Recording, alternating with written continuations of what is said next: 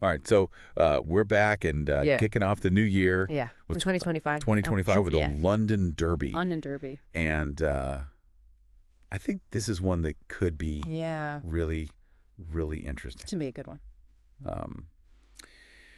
Crystal Palace taking on Chelsea at Selhurst Park. Yeah.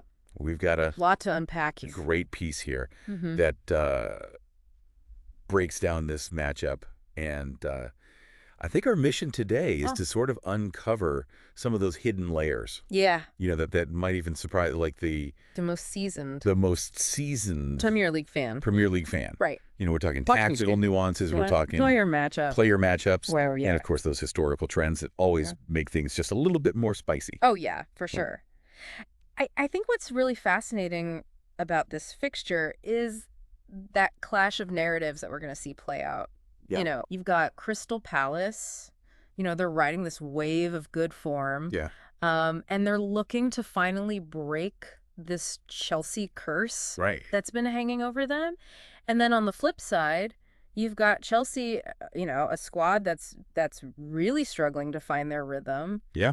And they are desperate to stay in that top 4 hunt. They need to. Yeah. So let's start with Palace. Okay. They've only lost 2 of their last 11 Premier League matches. Which is impressive. Which is really impressive, but there's a catch. There's a catch. Right. Both of those losses were London derbies. Okay. So that doesn't bode well. Facing Chelsea, another, you know, fierce London rival. Yeah. It's going to be a real test for them. Yeah. And then you look historically at this fixture. Yeah. It has not been kind to Palace at all. Okay. They haven't beaten Chelsea since October of 2017. Wow. And on top of that, Chelsea holds the record for most wins against Crystal Palace. Oh, wow. In Premier League history. Okay, so they're walking into a lion's den. In a way, yes. But, I mean, we have to remember that 1-1 draw against Chelsea back in September, that ended their losing streak. Yeah. And it showed that they can hold their own against the Blues. Okay. The real challenge for Palace, though, I think, lies in their home record. Yeah. Only 2 wins at Selhurst Park this season. That's rough. So that's something that really going to need to overcome if they want to pull off an upset here. Makes sense. All right, so Chelsea, their form is painting a very different picture. Totally. They ended 2024 not on a good note. No wins in their last 3. Nope. And that really kind of dashed their hopes. Yeah, their title hopes are pretty much gone at this point. It's interesting because their coach, Enzo Maresca, he's actually acknowledged this dip in form and even suggested that it wasn't entirely unexpected. Okay. But what is worrying, I think, is their attacking output. Right. Or rather, the lack thereof. Yeah. Back-to-back away games without scoring. That's not good. A draw against Everton, and then that surprising loss to Ipswich.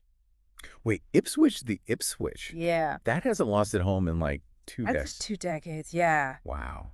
That's a tough one to swallow. Yeah, that's a bitter pill. It really exposed some vulnerabilities, I think, in this Chelsea side. Okay. Their attack has just lacked creativity and penetration, and if this trend continues, you know, they really risk falling out of that top 4, which would be a major setback. Huge setback. For a club of their stature. Yeah.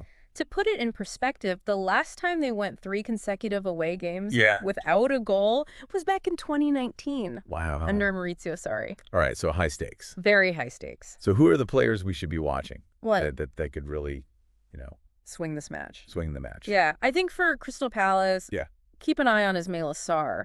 3 of his 4 goals this season have come in the first half. Interesting.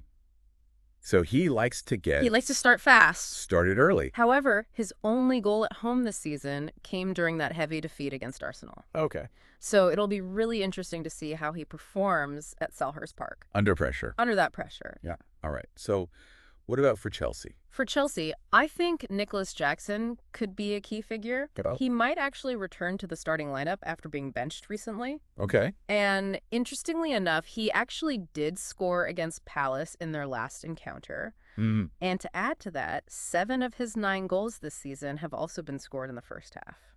So we've got 2 players that like to come out of the gates really strong. Yeah, it could be a high-scoring affair in that first half. First half fireworks. Potentially. But of course, it's not just about... Individual brilliance. Individual brilliance. Right. You know, both teams have defensive frailties that they need to address. right? Palace needs to tighten up at home, and Chelsea needs to find that spark again. they need to rediscover. Away from Stamford Bridge. Get attacking spark away from Stamford Bridge. Yeah. Lots to think about here. Palace is trying to rewrite history against their London rivals. Absolutely. And Chelsea's trying to stay in this top 4 race. Yep. As you watch this match unfold, though, Okay. I want you to consider this. Okay. Will we see an early goal frenzy? Yeah. Fueled by Sarr and Jackson? That's the question. Or will we see a much more cagey tactical battle? Right. Where both sides are really focusing on that defensive solidity. Yeah, because both teams are capable of both. Yeah.